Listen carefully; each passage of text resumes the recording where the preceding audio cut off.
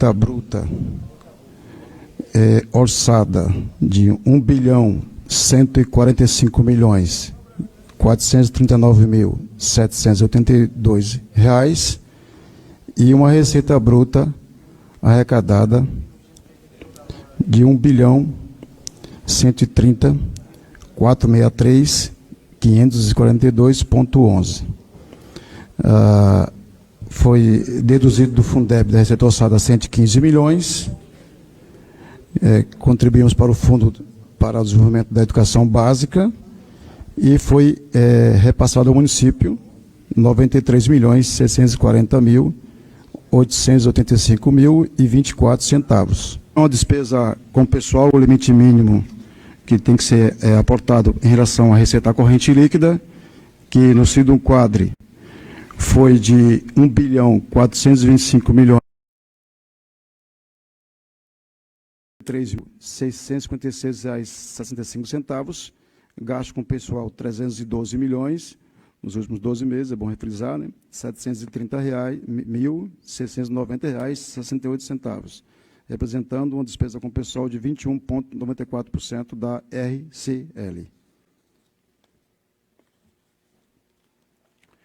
Os gastos com a educação, o limite mínimo de aplicação de 25%, em relação às receitas de impostos e transferências. No segundo quadro, arrecadamos R$ 709.653.968,81, uma despesa liquidada com educação até o segundo quadro de R$ 147.545.865,37, representando um gasto com educação de 20,79%. Os acordos de parcelamento com a Previdência, de todos os acordos que foram firmados de 2008 para cá, temos um saldo ainda a pagar, do saldo em janeiro de R$ 71.894.764,69. Nós temos de folha 21,94% de folha hoje. Então isso quer dizer que nós temos ou não, secretário, superávit. Nós temos condições de pagar os aposentados, tanto os salários como também 13º dos aposentados, sem a necessidade de mexer em nada. Temos recursos para pagá-los? Simples, sim ou não. Nós, em relação à questão do superávit, foi publicado no balanço patrimonial do município, que todos têm conhecimento do superávit financeiro.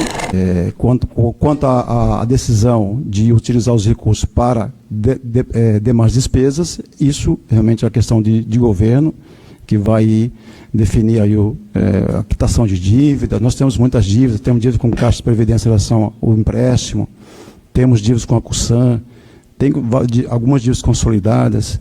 Então, é uma questão que vai ser deliberado pelo governo, o governo vai definir como utilizar aí esse esforço fiscal que foi feito.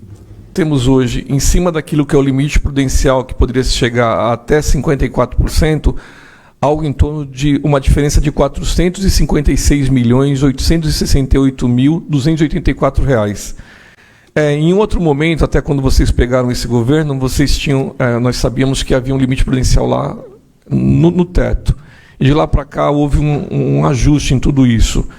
O senhor, enquanto servidor, se o senhor não estivesse ocupando essa pasta hoje, o senhor acharia normal o secretário que estivesse ocupando o seu lugar hoje ir lá e mexer naquilo que garantiria a sua aposentadoria daqui a alguns anos? O senhor orçamento aqui é enquanto gestor financeiro da cidade, onde eu tenho que apresentar, eu tenho que conhecer o que eu devo, o que o município deve e como a gente aportar esses recursos. As decisões de como utilizar no campo da despesa foge à minha responsabilidade, porque... Como que o senhor, secretário da pasta, o senhor consegue pegar algo em 2017, 2018, com limite prudencial de 54% e voltando àquilo que o senhor pode me responder?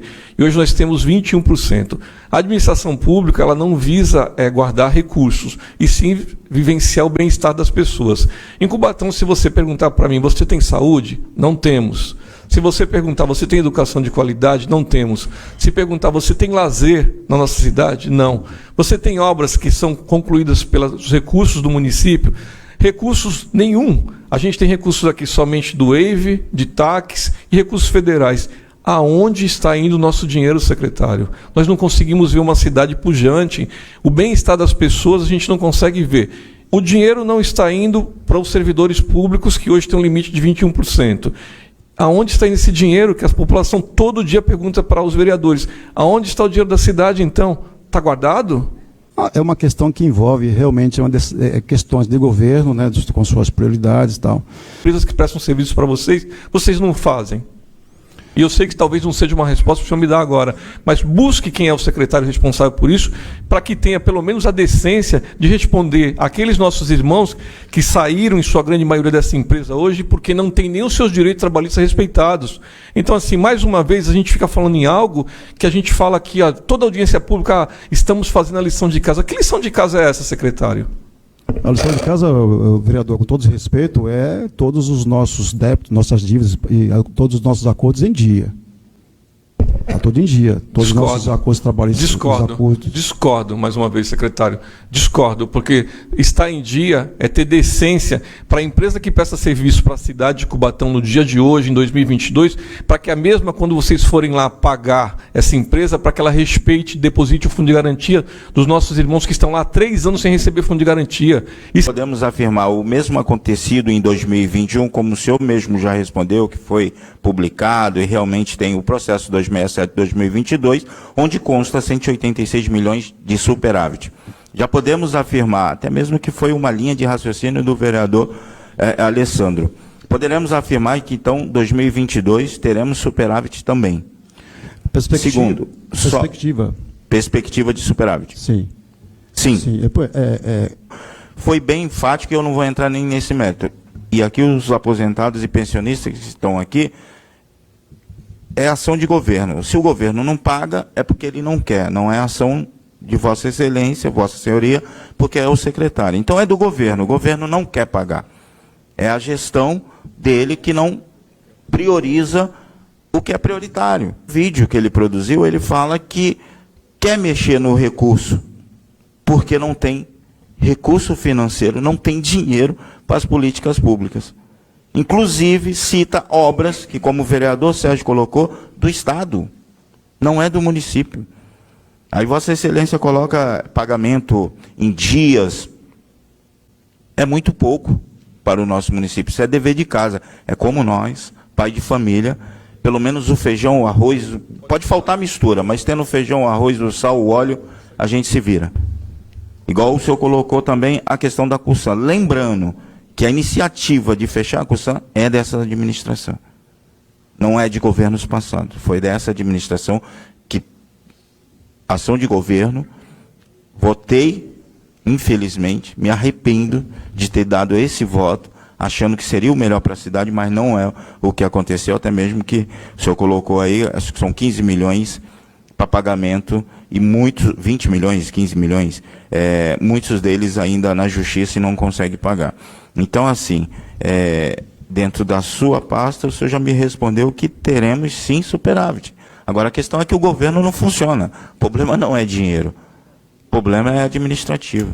É só o que eu tinha para falar, presidente. Claro, cara, que o problema não é dinheiro. Pode ser qualquer um, menos dinheiro. Então, quer atropelar, está tratorando até essa casa aqui, porque a casa, as pessoas que estão aqui hoje, exigem dessa casa aqui um posicionamento dos vereadores para que bata de frente pedindo para que o executivo mande um projeto de lei para essa casa. Poucos se importam. Não está vindo projeto nenhum e a gente aí passando desgastes, né? Porque não justifica, vereador Rony.